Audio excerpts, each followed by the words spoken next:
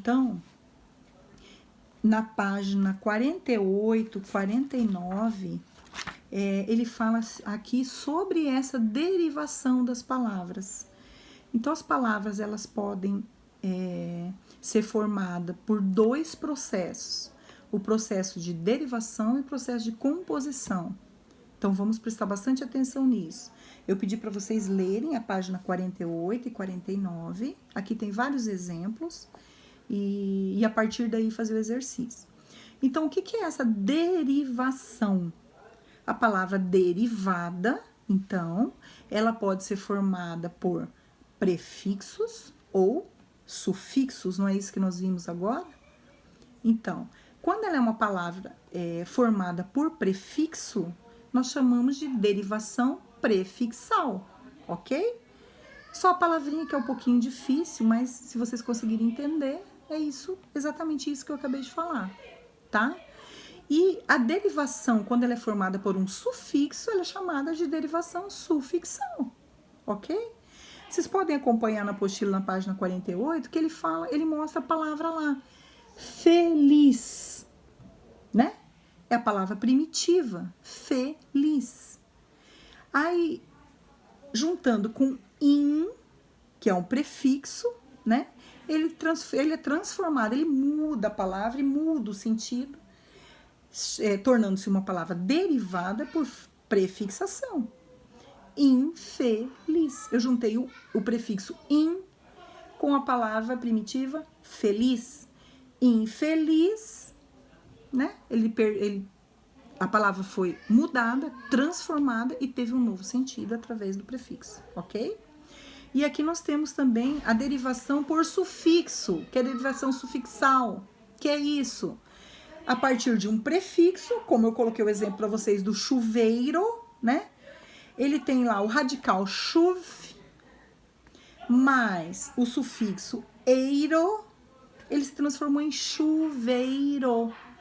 Um radical mais um sufixo, ele formou uma nova palavra e deu um novo sentido a ela. Então, isso é chamado de derivação, ou prefixal ou sufixal, ok? Aí tem o quadrinho na página 48, que explica bem isso, mostrando que o que é um sufixo, o que é um prefixo, que a gente já falou agora há pouco, tá? E aí, o que é uma composição? Aí a composição já é diferente. É quando são palavras compostas. O que é uma palavra composta? É aquela palavra que é formada por dois radicais, duas palavras, que é o exemplo que eu dei agora há pouco do girassol, né? Como vocês viram no texto lá também, que fala a palavra foca da Groenlândia, já usa hífen, tá? Aí tem outros exemplos, quebra-mar, guarda-chuva, cachorro-quente, tá? Ar-condicionado, todas são palavras compostas, porque são formadas de duas palavras, independente de ser separada ou ter um hífen. Mas essas duas palavras, ela tem que ter o mesmo significado para ser uma palavra composta, tá? Porque se eu falar assim, cachorro da minha irmã, são várias palavras, cachorro da minha irmã, não é uma palavra composta, né? Cachorro do mato, não é uma palavra composta. Palavra composta é aquela palavra que ela, juntando duas palavras, ela forma uma só, com o mesmo sentido, ok? Tá? Vamos prestar atenção nisso. Então, a composição, ela pode ser feita. Composição, então, quando junta-se duas palavras. Ela pode ser feita por justaposição, ou por aglutinação. O que é isso? Justaposição são palavras que as duas se juntam formando uma só, uma palavra composta, mas não tira nada, nem uma sílaba, nem uma letrinha daquela palavra, simplesmente junta as palavras. Por exemplo, pontapé. Vocês podem observar no livro de vocês, tem esse exemplo. Pontapé, ela é escrita junto, mas são duas palavras, ponta e pé. Então, isso aí é uma composição por justaposição. Ele pegou a palavra inteira, pegou outra palavra inteira, juntou e formou uma outra palavra. Pontapé, passatempo, girassol, tá? Guarda-chuva. São palavras compostas, né, por justa posição, tá? Já o outro exemplo que ele explica aqui é palavras compostas por aglutinação. O que é aglutinação? É quando você pega duas palavras diferentes, palavra composta, né? Sempre quando fala em composição, é que são duas palavras, dois radicais que se unem, e essa formação de palavras é por aglutinação. O que é isso? É que elas se juntam, tirando parte de alguma das palavras para poder ter sentido, tá? Aí o exemplo aqui da apostila, ele fala para vocês dar alguns aqui, vamos acompanhar.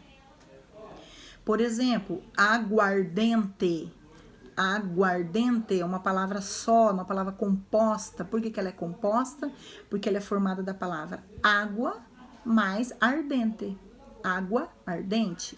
Só que aí, para não ficar ruim para a gente entender e para falar, a gente fala assim, aguardente, ficaria os dois A junto. Então foi retirado um A. Aguardente. Como foi retirado esse A para poder juntar e virar composta, ela é chamada de uma composição por aglutinação. É só isso, tá? É pernilongo. É perna mais longo. Aí ele colocou, se fosse pernalongo, aí seria composta por justa posição. Ele juntaria as duas simplesmente, mas não. Ele teve que fazer uma alteração para ficar bom a sonoridade da palavra, para a gente falar, entender na hora de escrever.